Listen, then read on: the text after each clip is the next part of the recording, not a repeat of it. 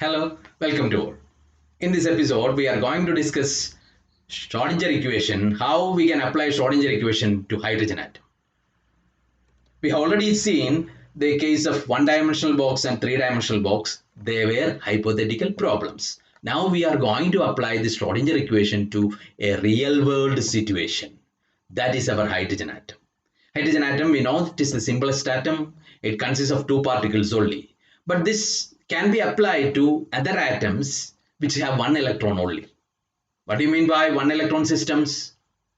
Hydrogen atom, hydrogen-like atom, we say. It is an atom consisting of a nucleus and just one electron. The nucleus need not be the proton alone, as in the case of hydrogen. It can be a bigger particle, just like the helium nucleus, right? So you consider He plus ion. So it consists of the helium nucleus and one electron only. Or you consider the Li2 plus ion. It consists of the lithium nucleus and one electron only. In such context also we can apply the Schrodinger equation and find an exact solution. That is it. For a two-body problem, we can find an exact solution. We can use this exact solution for hydrogen-like atom as an approximation for multi-electron systems, multi-electron atoms as well. It will be only a rough approximation. We have to take into account the electron-electron interaction also. In this case, we are considering the interaction between the nucleus and the electron alone. That's why it is not strictly applicable to the multi-electron atoms. In the case of multi-electron atoms, the electron-electron interaction also comes into play. But as a rough approximation, we can take this solution there also. And we'll have to add some parameters to take into account the electron-electron interaction to make a more real approach or more closer approach to the real world situation in such cases. Here we are going to the simple case only. Okay, we have a two-body problem and we have this concept of reduced mass that arises from Newtonian mechanics actually, and where a two-body problem can be treated as a one-body problem. That's its advantage. The concept of reduced mass, and that is defined like this: mm divided by m plus m, small m and capital M. Right, small m represent the mass of electron and capital M represent the mass of nucleus. And we also know the mass of the nucleus is very much higher than the mass of electron. Then what we can do, it can be approximated. The reduced mass can be approximated as equal to the mass of electron also. Now we can come to the potential term. Potential between two charges, the nucleus and the electron. It can be represented by the Coulomb's term. So it is minus Z square by 4 pi epsilon 0 r. Z is nuclear charge, E is charge of the electron. Then epsilon 0 is permittivity of vacuum, r is the distance of the electron from the nucleus. Reduced mass is considered located at r, where r is the vector specifying the position of the electron relative to the position of proton. So position vector we say, and its direction is from the nucleus to the electron. The line drawn from nucleus to the electron represents the direction of the vector as well. R is the position vector. Now the Hamiltonian for such a situation we can represent like this: minus h cross square divided by 2 mu del square minus z square by 4 pi epsilon 0 r. That is it. That is our Hamiltonian. Once Hamiltonian is known, forming the equation is quite simple. H cap psi is equal to E cap psi. The del square has the significance. Del square is Laplacian operator. It is the sum of second order differential with respect to x, y and z. Now we move on to another type of coordinate system we call as spherical polar coordinates. Because it is more convenient to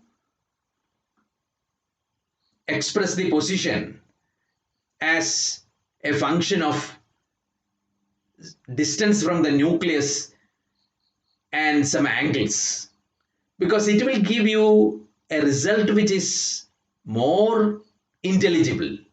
We can easily interpret it. That's why we are using polar coordinates, spherical polar coordinates.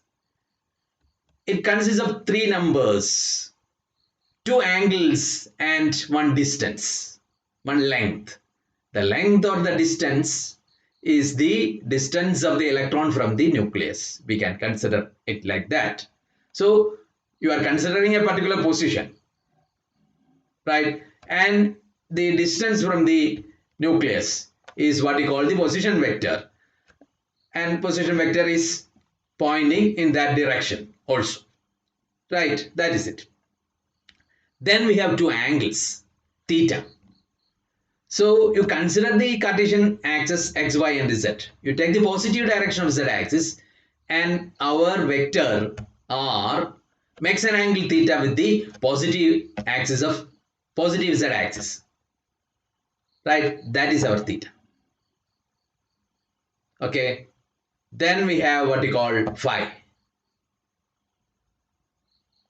What is phi? Theta is of course called azimuthal angle.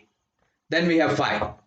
You take the projection of this vector r in the xy plane. We get that projection. Now that projection makes an angle phi with the x-axis, and that is the second angle. And with these two angles you can locate the position. Any point can be located. You consider a sphere of radius r and we want to make location on the surface of the sphere. These two angles will help to make the position exactly. This can be compared to our latitude, longitude and altitude in the case of locating a place on the Earth's surface. So you take the North Pole and you take the angles, that is the latitude angle, that is here taken as azimuth angle theta. Right, then we have the longitude angle as well. Then latitude and longitude will give you the position of a place. But we have to specify sometimes the altitude, that is the height from the sea level. Here instead of a sea level or something like that, we consider the distance from the nucleus, so that we are specifying the radius of the sphere we are taking into consideration. That is it. So these three parameters we can represent any point in the coordinate system. So we have to convert this Schrodinger equation from the normal Cartesian axis to these polar coordinates. The relation between these Cartesian coordinates and our polar coordinates can be given like that. X will be equal to r sine theta cos phi. Y will be equal to, y coordinate will be equal to r sine theta sine phi, and z coordinate of a particular position will be equal to r cos theta. So now it is easy. You can, instead of this x, y and z, we can substitute these parameters into our Schrodinger equation and do the mathematics required as well. Then we will have an expression like this. H psi equals E psi. H now will be a function of r theta and phi instead of x, y and z. That is it. Psi will be a function of r theta and phi. And now the equation will look like this.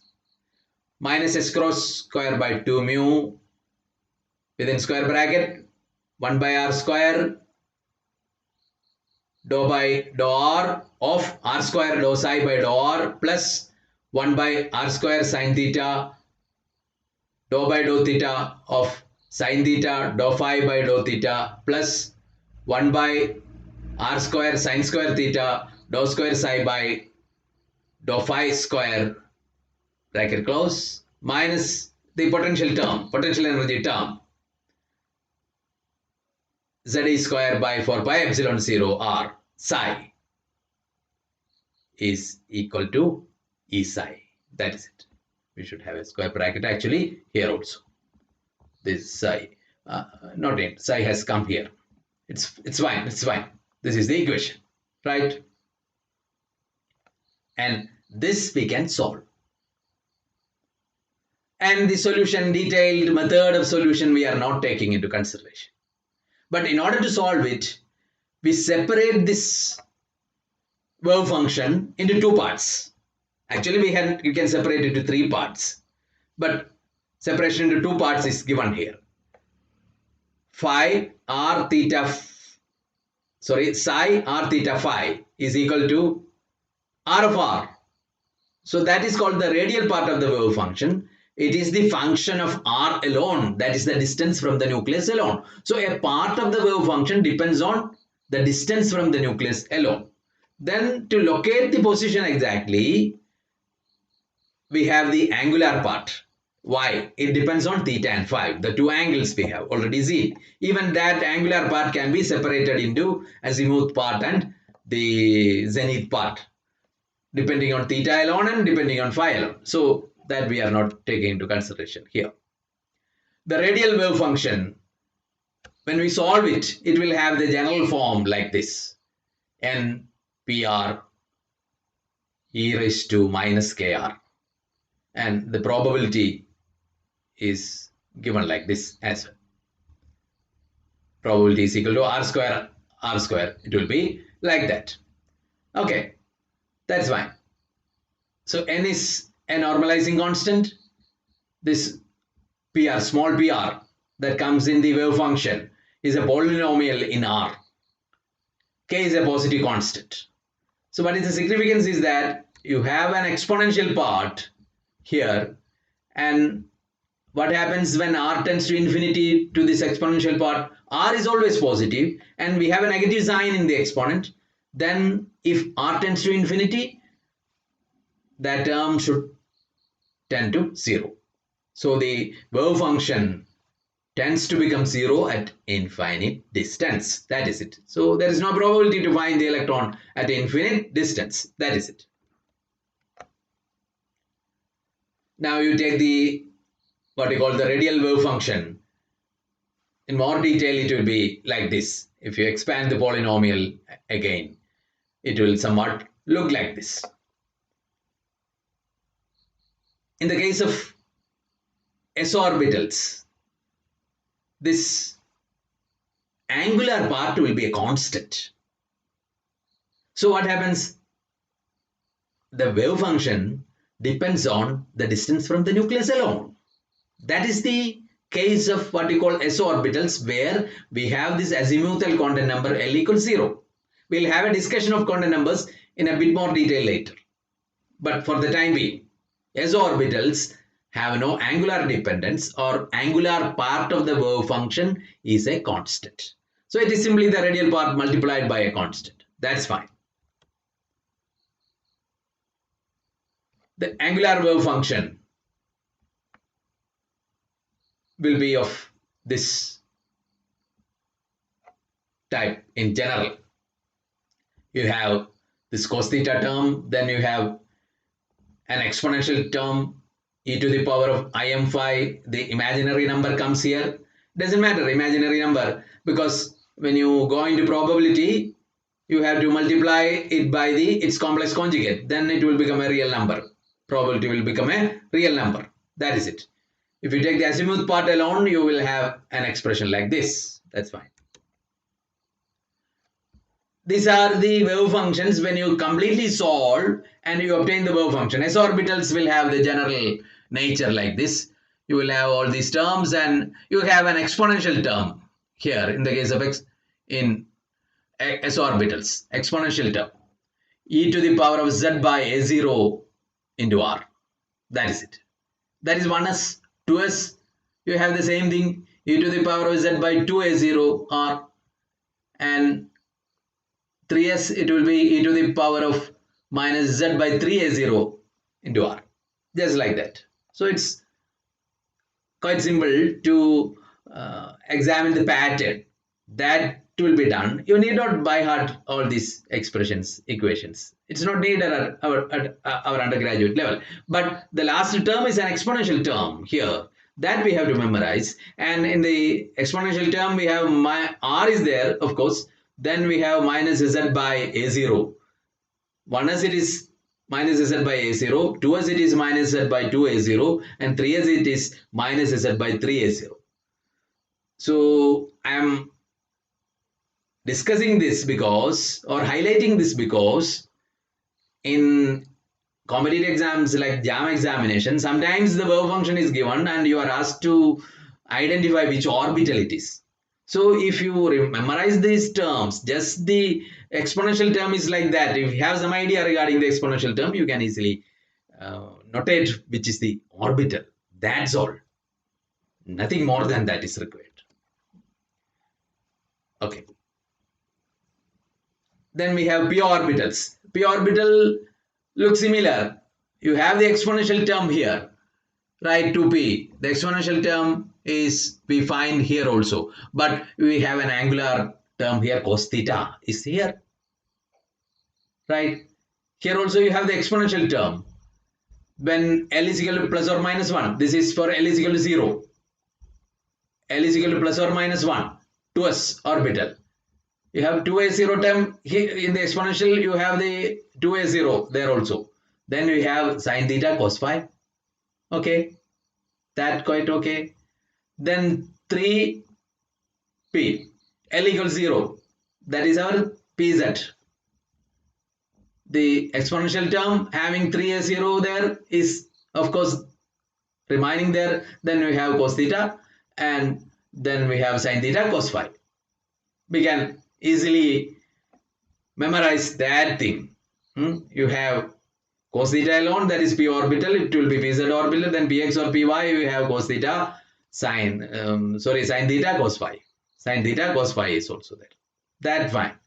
Then in the exponential term, you have 2a0, 3a0, etc. This is simply the radial part alone.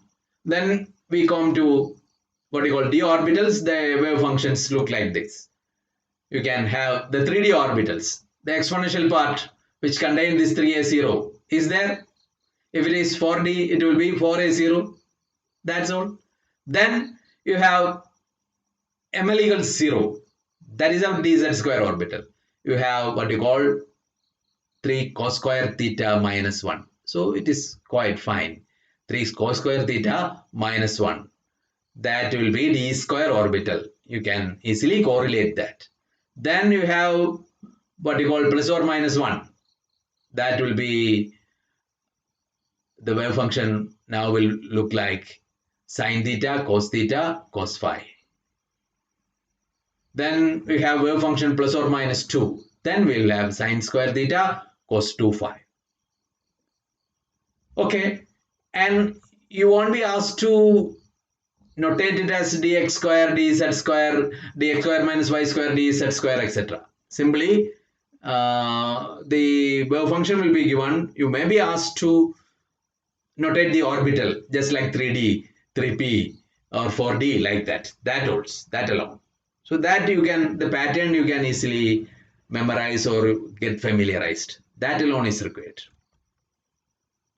The radial part. Then energy equation. Energy equation is the same as that we have seen the Bohr model. Here also. For hydrogen-like atoms. This is strictly applicable only for hydrogen-like atoms. Okay. 2 pi square mu e raised to 4k square by n square h square. So mu can be replaced by m as well as an approximation. A fair approximation. Because mu is very close to m. We have already seen. Then if you put the value of k, that is 1 by 4 pi epsilon 0, you get these expressions as well. If you take the energy levels of hydrogen atom, it will look like that. We can see that 2s and 2p have the same energy. 3s, 3p, 3d have the same energy. 4s, 4p, 4d, 4f have the same energy. In the case of hydrogen atom and hydrogen-like atoms, it will be like that. That's it.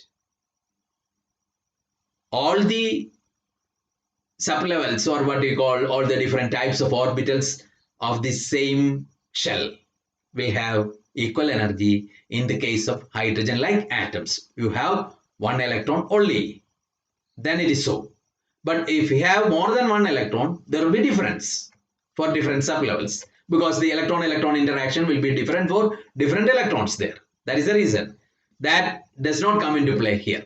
And one more point we have to familiarize or get from this chart is that you take the difference between first and second level and second and third level.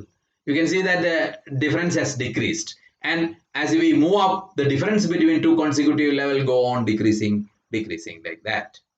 And finally, if we go to very high value of n, you can see that the energy levels are close together. It becomes continuum, almost continuum. That is it. We call it as continuum limit. N tends to infinity, you will reach the continuum. Where sometimes it is called classical limit also, because energy changes continuously, not discretely as we see here at the lower levels. That is it. And you can also look into this equation. And so this energy term, you can take it as a constant, and n only changes. If it is a given atom, n only changes. N is the only parameter which changes. And you get the energy, different energy levels.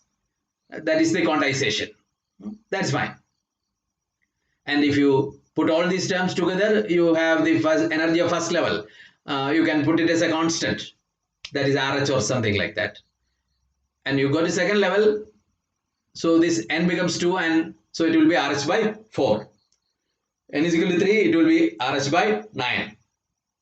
And so on. So we can simply see the difference goes on. Difference between two consecutive levels goes on, decreases, because this n square term is in the denominator here. But in the case of 1D box and 3D box, this quantum number was put in the numerator, and hence the distance between consecutive levels goes on increasing as we move up the ladder. Here it is, the reverse is true.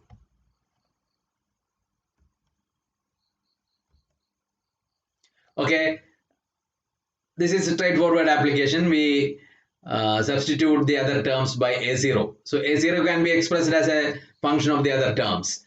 This can be done from the Bohr model itself. Sometimes this also is taken into account for, because we are expressing energy in terms of the Bohr radius. A0 is the Bohr radius. And Bohr radius is applicable in this quantum mechanical model also, because we find a region where the probability is maximum, or you take the plot, you can see that psi square increases with r, and it reaches a maximum value and then decreases. Not exactly psi square, you take a sphere, 4 pi r square psi square, that increases with r, it reaches a maximum and then decreases. And that maximum value, where the electron probability density is maximum, and that distance is called the most probable radius in the case of hydrogen atom. And that is same as the Bohr radius there. A0 has the same magnitude as Bohr radius. That is it. Thank you. So we haven't finished this. Why? The quantum numbers are remaining there. The significances of quantum number already we have seen in the higher secondary classes. But the azimuthal quantum number and magnetic quantum number, the significance we have to explore into a bit more detail. Then we have to take the last quantum number, S, spin quantum number, MS, actually it should be MS, and explain it also. So in this solution for Schrodinger equation, nowhere we have the spin quantum number. Spin quantum number is later introduced into this. It is not naturally arise when we solve Schrodinger equation, but it is introduced to explain some other phenomena. That is it. So that also we have to discuss. So that is remaining regarding this quantum mechanical model of hydrogen atom. Okay, thank you. We'll see again with the second part of this discussion. Thank you.